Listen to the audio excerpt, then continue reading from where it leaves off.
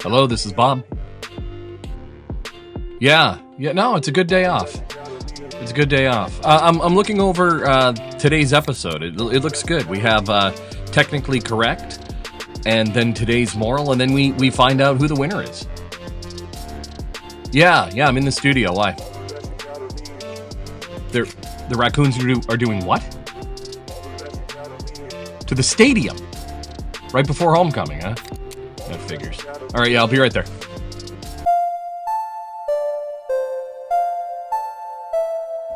Balderdash Academy, competitive comedy. Good for your health like a yearly colonoscopy. Bring a flask, don't forget your hall pass. If you need a laugh, let me introduce the school staff. Marie Stewart Harmon teaches home economics. See her after class for some home brewed tonics. Sex with me is like Nate Green, cause finishing on top is his normal routine. Coach Steve brings the show's sports knowledge, but he's bad at portmanteaus cause he didn't go to college. Molly McGill spits words like an Uzi. She wins every game but can't name a single movie. They call him Randy Hunt, the theater guru. He'll always almost win like deja vu do. Carla Rose Dubois, you better watch your back. She's notoriously known for teaching music facts. And Bob LeBlanc gets no disrespect. Don't talk back, cause he's technically correct. Yes, let's go. Balderdash Academy, baby. Alright, sit down, class is starting.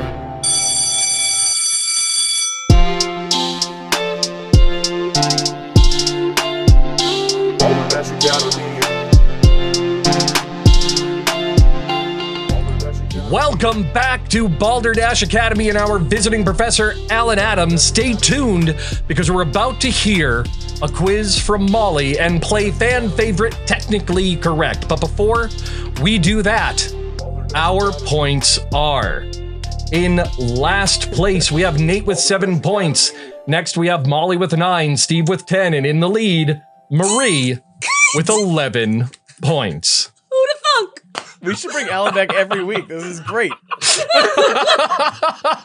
Yeah, great. So, Alan, before we move on to Molly's game, we're back to our final question from the Balderdash randomizer. The spin will generate a random question that Alan will try to answer in 30 seconds or less. And the final question is: in their prime, who would win in a fight? Alex Trebek or Pat Sajak? Okay. Well, I could go through a bunch of like tail of the tape business and, blah de blah de blah and stretch this out. But we all know the answer is Alex Trebek, right? Like that's obviously that's a dude who grew up on like the windswept plains of Canada. Like that dude has been on a hockey rink. Like he's been on skates. He has checked people into the boards. Like you look at Pat Sajak, who has he checked anybody into? He's checked nobody into nothing. Like that's what Get more passionate, Alan. Get All it. he can do is check a vowel. I feel very strongly about this. Trebek rules, Sajak rules. How about that? Our intern chimed in with his mustache alone could have taken Pat Sajak. Yeah. Yeah, true. All right. Facts. So Alex Trebek parodied brilliantly by Eugene Levy in Second City. Tell us about your time on Jeopardy. So I was a contestant on Jeopardy. It was a phenomenal experience. Like I grew up watching the show from the age of 8. Basically, it was one of my life goals was to find my way onto Jeopardy, and I had some close calls as I grew up. One of my roommates junior year of college got picked for the college championship instead of me, and so there was that sort of resentment and whatever. When the sort of the Clue bus would roll through town, like I'd stand in line and I'd do the little quiz and I'd do all that stuff because I just desperately wanted to be a part of it, because I firmly believed this: if I could just get in the room, I would get on the show. Like that was my belief. I was like, if I can get in front of people who have the power to put me on the show, I will be on the show. And so, every time the online quiz, once the online quiz became part of the calculus, like it really became like something that I was like, oh, this could potentially happen. Because so I would sit and I would do the quiz every time it was available. I think at the time it was twice a year. They would make it available, and like every time I'd go through and I'd be like, oh, I did pretty well. Like I'd feel like I landed somewhere that's 50 questions. I always felt like I had a solid 40, and then maybe a handful more. So like in that range. So I always felt pretty confident about my performance there. But you just never know, because they basically get they have a certain score cutoff on that quiz. And then all those people just go into a pool, and then they just randomly select until they fill the audition slots. So I was lucky enough. This was in April of 2018. I got an email saying you've been selected for an in-person audition, and so I went to New York City in April to audition. You're in a hotel ballroom. It's a number of producers from the show, contestant coordinators, the whole shebang. And then you go in, you sit down, they immediately give you another test. Because and my understanding is they do the test in the room because they want to make sure you didn't cheat. They want to make sure that you have the knowledge base that your performance indicated.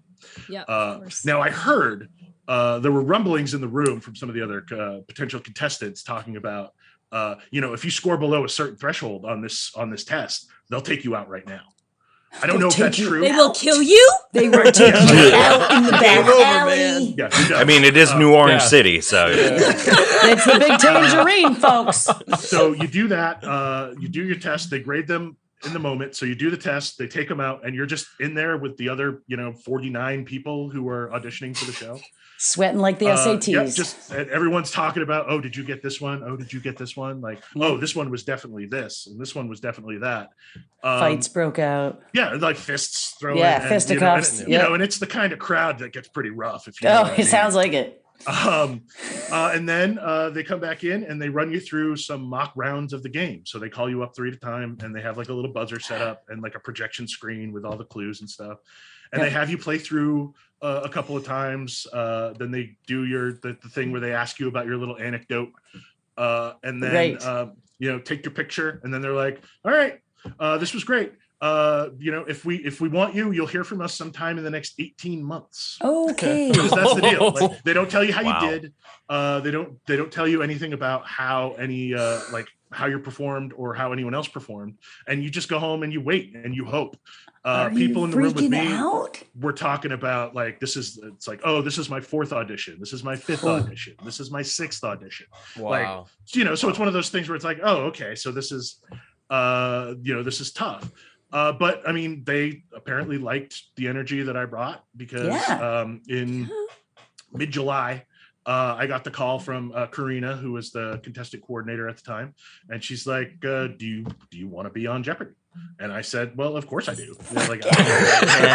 It's my dream. And so so I had my tape date was in August, late August, and so my wife and I flew out to LA. Nice. We go to the special Jeopardy hotel, which is there's 2 of them, and where they basically, so they only have 2 stops to make for the shuttle when they take you to the studio. Right. They take you to the studio with your changes of clothes. Like you're supposed to bring like enough stuff for like 5 different outfits. Yep. You can't clash with the other contestants or and I had I had a coat, a couple of button-up shirts, a tie, I had a cardigan, like just, so I could mix up the looks or whatever.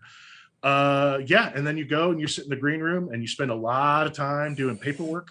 A lot of time talking about the still on the books laws regarding quiz shows from the scandals back in the 50s. Like all that stuff is still treated very seriously. Yeah, like it's still very much in the forefront of their stuff. And this was They'll take you out.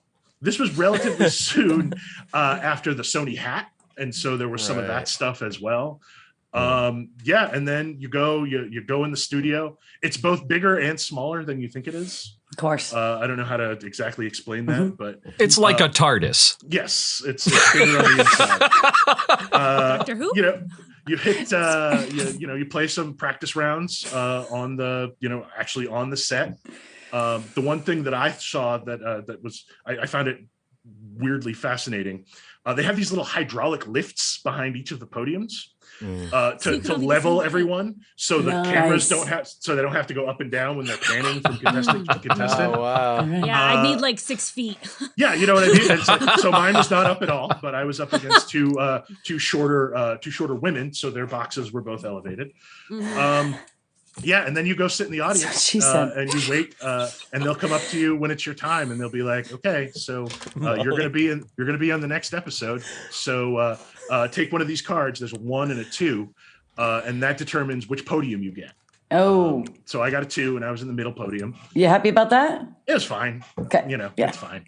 Yeah. And then it's like you get up there, you go, the studio audience is happening, and then the music starts, and you're like, Jesus, is this real? And then Alex appeared as if from nowhere. Was that the first time you saw him? Yeah, had not encountered him at all up until that point. And he just appears like in a puff of smoke. Yeah. And then there he is, and you go, and like he comes in, he does his 10-second spiel, and you go. It's nice. You hit the ground running. So yeah, literally the only time you encounter him directly is when you do your sort of personal story. Yeah. And when they do the promotional shot. Freaking enigma. Yeah. And then and it was great. A lot of it is still very blurry in my head. Like I kind of fugued out a little bit. Yeah. Spoiler alert, I did not win. Damn close. But it was one of those things where I felt very good about the way I had played. I felt like I had performed very well up until, good. And then, when Final Jeopardy rolled up, I just didn't know it. Honestly, if I'm going to lose, that's kind of the best case scenario. I don't want to be up there and then 30 seconds after the buzzer sounds being like, oh, F, I did know that. Right. I could have stood there for 6 months and I would not have pulled the answer. Yeah. And so, it's hard to be that's just how the cookie crumbles, but honestly, just an absolutely wonderful experience. I had such a marvelous time.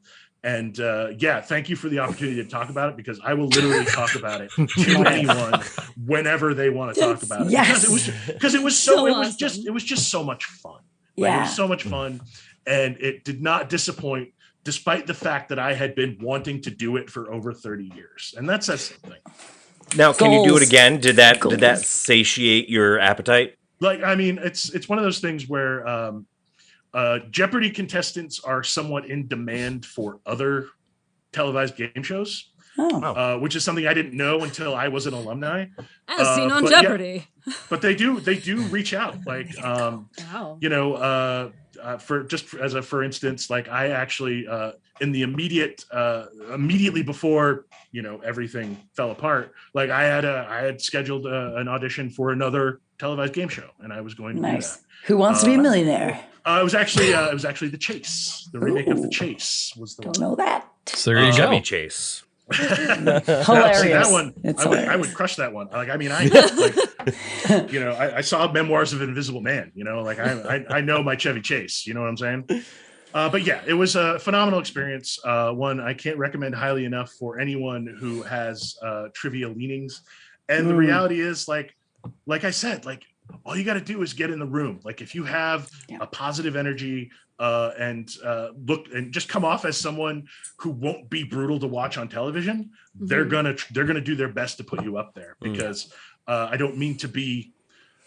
Let's just say that there were some folks who were maybe a little less comfortable in front of the camera. Sure, of course, in the room always. than I was, because just because of my background. I'm comfortable in front of people, and not everyone is lucky enough to have that. Yeah. And speaking of comfortable in front of the camera, it's now time for our monthly pop quiz with the grand champion herself, Professor of English Language Arts, Molly McGill. Are these pants making me look sexy? 'cause I feel like I got it going on. Anybody wanna do this with me? Everybody come and sing my song. What do you got for us, Prof? All right, folks. Welcome back to Word of the Show. Okay, have you been studying up on your vocab? I sure hope you have. Alan, this is for you. I picked this especially for you and your prowess in your field. Faculty, today's word of the game is Synecdoche. Synecdoche. Synecdoche. It is a noun. Yes, it is. Synecdoche. Let it marinate. Nate, go ahead. Nate, What? yeah, go ahead, Nate. Synecdoche. Could you go okay, ahead and give me it's- the definition that you've been studying? Yeah, absolutely. It didn't didn't even need to marinate for that long. It was pretty well tenderized. So Synecdoche is well, number one, it's a town in New York, I think, which I can't pronounce either. But it's actually chicken necks that are pulverized. Put it in a Ziploc bag, marinate it, and it's a housewarming gift that you traditionally give to neighbors. Lovely, lovely. Okay, so chicken He necks said for with neighbors. confidence. Steve, what you got for me? Synecdoche. I believe I remember Synecdoche being the being the sensation you feel when you enter a room and you cannot remember why you've entered that room.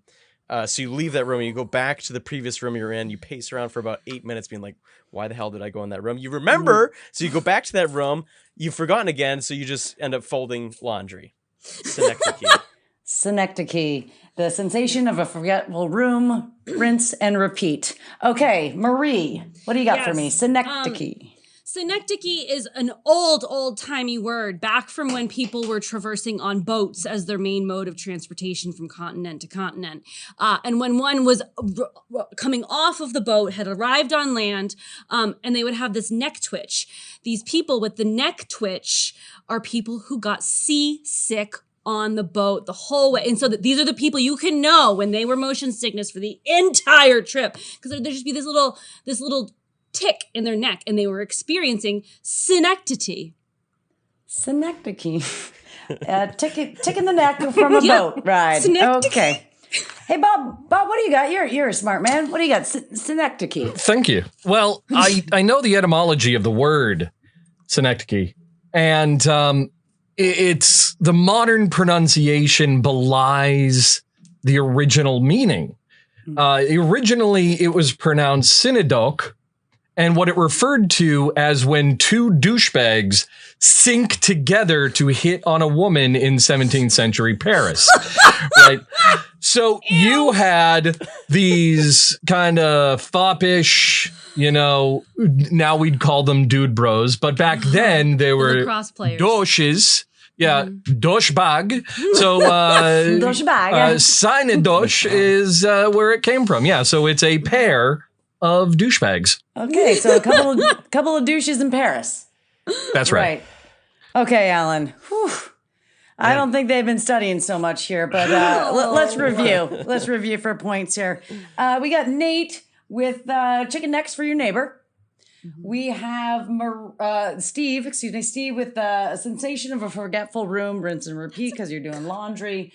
We have Marie with a neck twitch on a boat. And we have Bob with a couple of douches in Paris. Synecdoche. How would you like to score this before we Kanye reveal? West song, I think. Couple of dishes in Paris. Yeah, I'm pretty sure. Like, isn't Matt Damon making that movie with Adam Driver right now, Bob? Is that happening? Like right now? Literally. Yes, I believe it's up on your queue to review on Rotten Tomatoes. Musical coming soon. Yeah, I'm gonna give 3 to Bob for the gathering of the douches. I enjoyed that very much. I'm also going to give 3 to Steve because That You know, sensation. man, I never knew what that feeling was, but as I get older, I'm really I'm confronted with that reality more and more every day. It's tough. And it's just like, it's sometimes you just give up and fold laundry. So I'm really impressed. As we tend to do. For Nate and Marie, chicken necks and neck twitch, 2 points apiece. Huh. And 3 for you, Molly, for being such a wonderful host. Yes, thank you, Wow. sir. I Okay. appreciate All that. Love right. gets 2 awards points to the. Oh, I love that. I love it. That's important. All right. Can I give a point to Alan for that? Yeah, you give a point to Alan. Sweet. How many points you want to give, Marie? I want to give him 3. Yes. 3 points to Alan. Yes. Yep. All right. You should give him 4 so he's beating Bob. All right. You know what? I'll give him another 4 from Steve, bringing him up to 7. He's gonna beat me. It's going to be everyone. Doesn't everybody want to know the Yeah. answer to this, The next folks? switch. Very much. Synecdoche. Now listen, faculty, I love you. I love you so much, but come on, when I give you your vocab quizzes, I would like for you to at least review it. Synecdoche is a Did it. figure of speech by which a part is put for the whole, such as 50 sail for 50 ships. Or the whole is a part, like society for high society, or the species for a genius, such as like cutthroat for assassin, or the genius of the species, such as creature for a man, or the name of the material for the thing made, such as boards for a stage. It's pieces of a whole or the whole of So it pieces. Is old timey. Figure of speech, That's very and I interesting. thought that I like would be like that very appropriate for our visiting professor, the editor of Main Edge. So it's not a town Well in done. New York. No, that's Schenectady. They sound the same. I know. So it's don't put Schenectady in your GPS. You will not go anywhere. No, it's a word that means every town in America. Now, our next game is fan favorite, technically correct. I will read a description of a movie that is technically correct, and our faculty members will come up with an answer as fast as possible. They'll present it one by one, and our visiting professor will award points to the answer that he likes best. Movie number 1. An obsessed man hunts an orphan in the eye of the storm. What? An obsessed man hunts an orphan in the eye of the storm. Steve, what do you got? Oh, I'm going to say Lemony Snicket's A Series of Unfortunate Events. That's nice. I like Series that. of unfortunate events. Nate, what do you have? The Terminator. Terminator. Marie. Ooh, Andre the Seal, because he didn't have a family. Andre the Seal. And Molly. You'd think I would study up on this before each show, but I actually don't. Oliver. Oliver. He's an So orphan. we have Orphan in that. an obsessed man hunts an orphan in the eye of the storm. We have Steve with A Series of Unfortunate Events, Nate with the Terminator, Marie with Andre the Seal, and Molly with Oliver. Alan, how would you like to score? I'm gonna go. I'm gonna give 2 to Molly, Yes. and everybody else gets 1. Yes. Oliver. 2 to Molly, and Oliver. everyone else gets 1. So That the includes you, answer.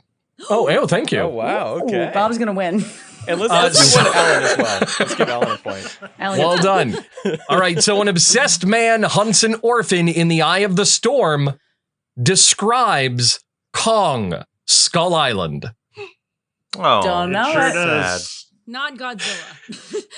Don't know it. Speaking of King Kong, a madman tries to protect precious bodily fluids while King Kong goes for a ride. Are you kidding me? A madman tries to protect precious bodily fluids while King Kong goes for a ride. Nate, what do you have? Outbreak. Outbreak. Too soon. Too soon. Marie, what's your answer? Planet of the Apes. Planet of the Apes. Molly. Fast and the Furious Tokyo Drift. Fast and the Furious. And Steve, what do you have? I think this is Phantom of the Opera. Phantom of the Opera. All right, so a madman tries to protect precious bodily fluids while King Kong goes for a ride. We have Nate with Outbreak, Marie with Planet of the Apes, Molly with Fast and the Furious, and Steve with Phantom of the Opera. Alan, how would you like to score? First of all, thank you for this, Bob. I appreciate it. I'm going to do 2 each for Steve and Nate, 1 each for Molly and Marie. Thank you. All right, so we have a madman tries to protect precious bodily fluids while King Kong goes for a ride.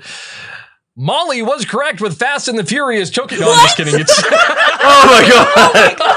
that's not true.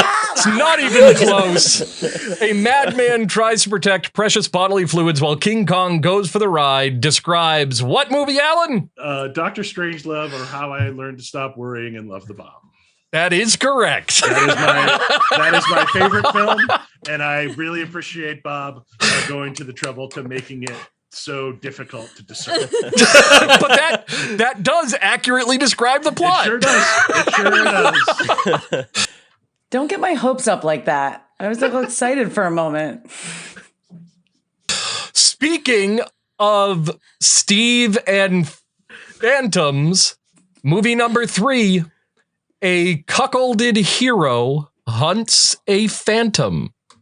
Oh, Lord. A cuckolded hero hunts a phantom. Marie, what do you have? I'm going to go with Phantom of the Opera. Phantom of the Opera. Molly. Casper the Friendly Ghost. Casper the Friendly Ghost. Oh, no! Steve, what do you have? I don't know if Obi-Wan Kenobi counts as cuckolded, but I'm going to say Star Wars Episode 1, The Phantom Menace. All right, Episode 1. And Nate? I am going to go Bridget Jones's Diary Part 2. Electric Ooh.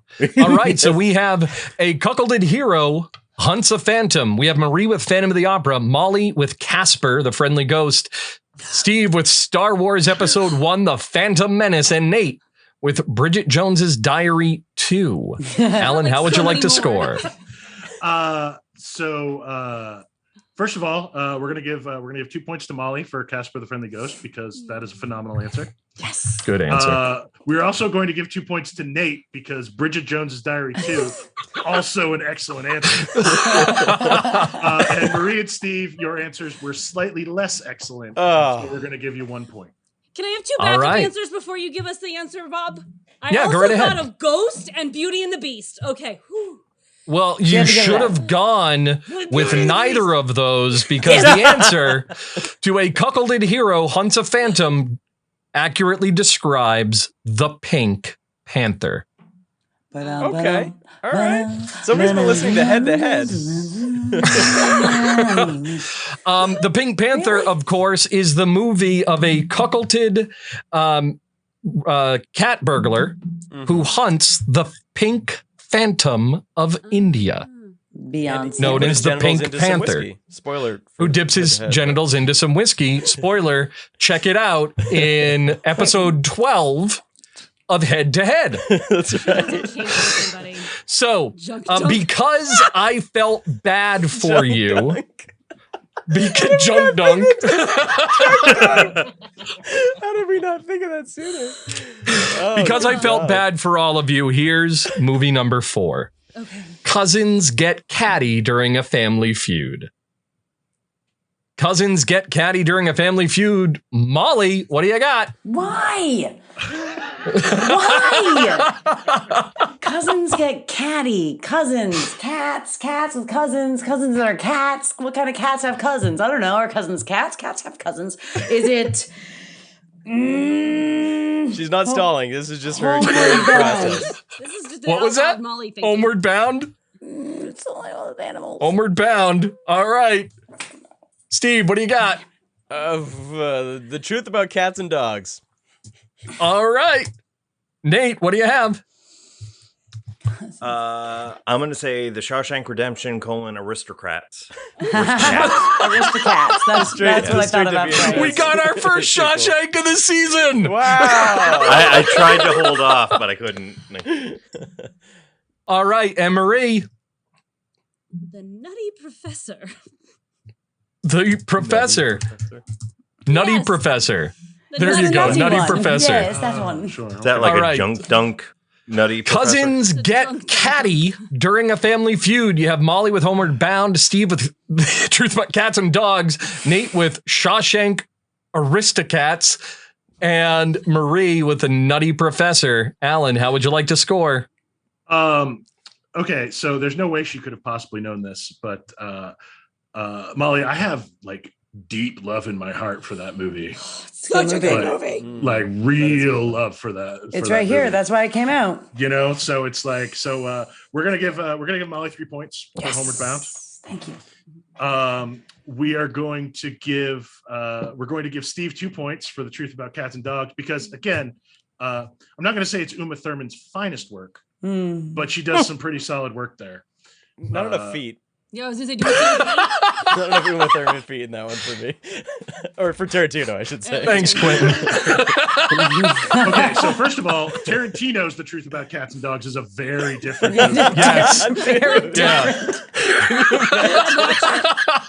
The Truth About Cats and Reservoir Dogs. Yes, I honestly, like, I'm legitimately touched that I get to be here for the first Shawshank Redemption of the season. So that's 2 for you, Nate, Oh, Wow. and 1 for Marie. I'm sorry, Thank Marie. you. That's okay. I was trying to come up with anything with a family. All right.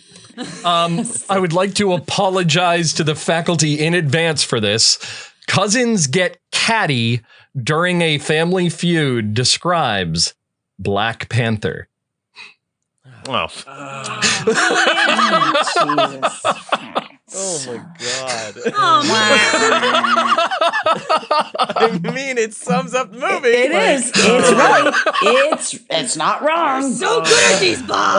God, I feel bad for all of you. Yeah. This is how we feel after every one of these rounds. Alan, thank you for being the visiting professor tonight on Balderdash Academy. I know we are still in a pandemic, but what is new and exciting coming up this year for you? Well, I don't know how much information I can share. But Jeopardy 2.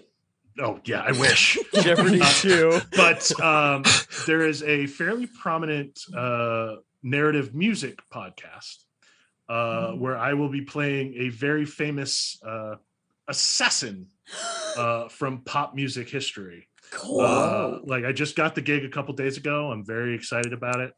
So Congrats. that's going to be very cool. I've been doing some developmental readings with the folks at Penobscot Theater Company, which has been a lot of fun. I went out and threw my best round ever at the Orono DR disc golf course. Actually, this this would have been a little while ago, but yeah, it was good. Yeah, Steve and I, we got to do a road trip. Yeah. Great. I have a very well appointed guest room, so. But yeah, and I get to I get to watch movies and read books for my job. I'm It's living the dream. the dream. Yeah. I've been very lucky in that I've gotten there's been a lot of really great stuff to hit the movie theaters, yes, but also streaming has really sort of stepped up their game in a number of ways, which is very nice. Some phenomenal books have come down the pike, and there's things are starting to pile up for me, this time of the year. So it's we'll get there, but I'm just I'm very lucky to have the life that I do, and I have a lot of really positive opportunities just across the board. So Well, you're Nice. lucky Things to are good. have you here. Yes, thank Yeah, you. we're very lucky to have you. Now, you can find Alan online. Links to Alan, The Main Edge, the Focus Group, and the Improv Me Festival are all in the description. And it's now time for today's moral. So, after a great night, had a lot of fun. I got to call Steve Randy multiple times. I got a date wrong in a question. One thing to me is very, very clear, that it doesn't matter how many bones you try to throw the faculty, making the last technically correct answer literally the exact description in the movie. Doesn't matter how many puns you put into the joke. What matters is that regardless how hard you try, they're not going to get the right answer. Nope. But they are all winners, and let's find out who our winner is this evening. In last place is myself with 4 points. Next, we have our visiting professor with 8. Well-deserved points. We have Nate with 16. Ooh. Marie with 17. And now here we go. Is it our former reigning champion or Coach Steve, I've never won an episode Corning? Wait, I won 2. You've won 2. Thank you. That didn't work for the joke, so I ran with it. Well, unfortunately, it's not Steve again. Steve has 19 points, winning by 1 point. We have Molly with 20 points. How does this happen? I don't get it. It's his back. I had to jump up and get it. I was hoping to get one win out of the way, so I don't have to worry about it the rest of the season. Oh, you'll win again. You're going to be the grand champion eventually. I'm so psyched. Yes, thank you, Alan. How? Yes. How does it come down to every show, technically correct? I don't know. Molly sits there and talks about cats for 8 minutes and still wins somehow. We'll figure it out. So speaking of figuring it out, thank you for joining us at Balderdash Academy. I've been your headmaster, Bob LeBlanc. Joining me has been our faculty coach of the Balderdash Academy Dashers, Steve Corning. We'll get him next time. Professor of STEAM, Nate Green. I am happy to be here. Professor of Home Ec and Wellness, Marie Stewart Harmon. I actually am really happy to be here. And tonight's reigning champion, Professor of English Language Arts, Molly McGill. Okay, so there's cats and it's cousins, and then they have bodily fluids, and they're driving, but there's tomatoes, but they're green tomatoes, but they're rotten tomatoes. How many tomatoes do they have? I don't know. Are you on Jeopardy? Hit the buzzer! Hit the buzzer! Alan, thank you so much for joining us for this episode. You are welcome back anytime. Oh, thank you Anytime. so much, guys. Absolutely. It's been an absolute treat, for sure. Again, you can find all of Alan's information in the description of both this video and the podcast. Remember to like and subscribe to this video. Also, remember that we have options available if you'd like to support the show directly. Show your school pride with some Balderdash Academy merchandise from our store. Specifically, check out our Balderdash Bill collection and our We Do Not Make Any Profit, It Comes to You at Cost Everyday Pride, Yes and Improv collection. So, we're also booking live shows when we can. Pandemic right now, it's a little difficult, but you can find all the information online at balderdashacademy.com. Thank you for watching. Have a good night. Go Dashers!